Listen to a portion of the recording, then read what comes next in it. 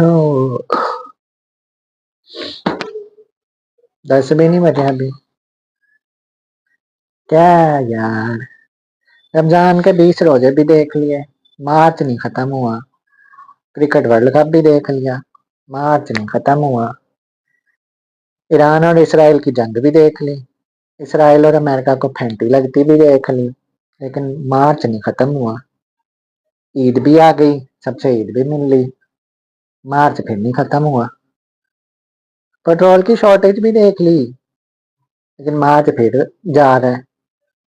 बच्चों के स्कूल बंद होने के बाद दोबारा खुलने का नोटिफिकेशन भी आ गया, लेकिन मार्च नहीं खत्म हो रहा।